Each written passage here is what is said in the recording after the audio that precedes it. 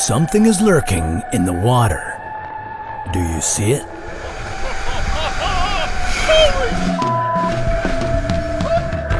Close calls like this happen with whales more often than you might expect.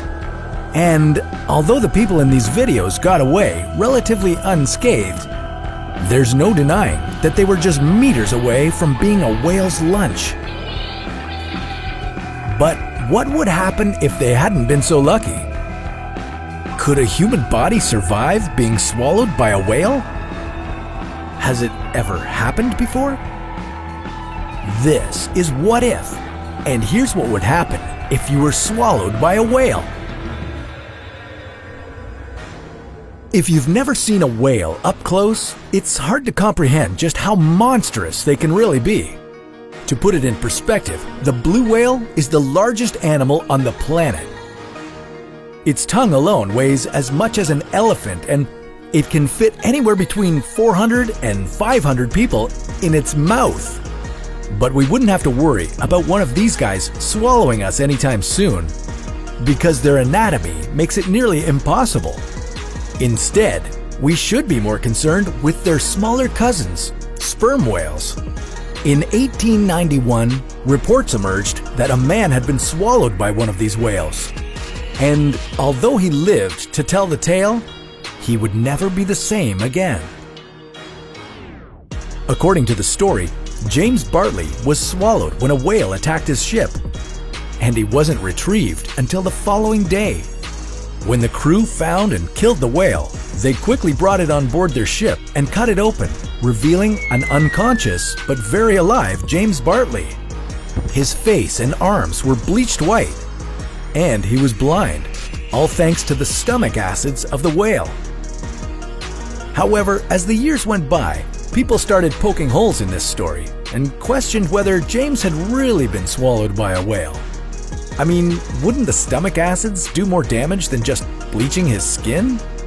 Well, with the power of science, we took a closer look, and we quickly discovered that if you get swallowed by a whale, coming back out with shiny white skin would be the least of your worries.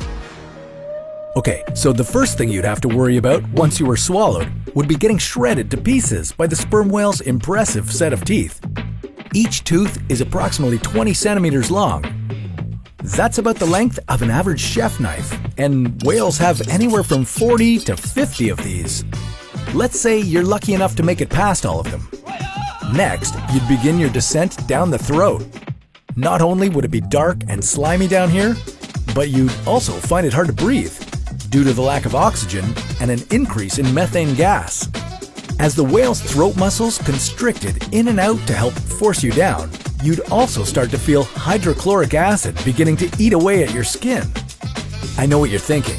We just got into this whale, and James Bartley's story already seems pretty fishy. Well, you're not wrong, but what would be the fun in stopping now? So next, you'd be dropped into the first and largest of the whale's 4 stomachs. You'd probably be in there for a while, but on the bright side, you might have some light in the form of a bioluminescent squid or two being noshed on after your arrival. Sperm whales love neon flying squid. You'd better enjoy this brief light show, because after this, you'd just be tossed from one stomach to the next, with the acids breaking down almost all of your body until you're just a bunch of bones being unceremoniously ejected from the whale's anus.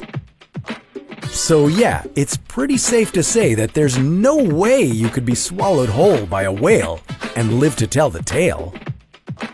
Sorry, James, you may have been able to fool people in the 1890s, but we're onto you now.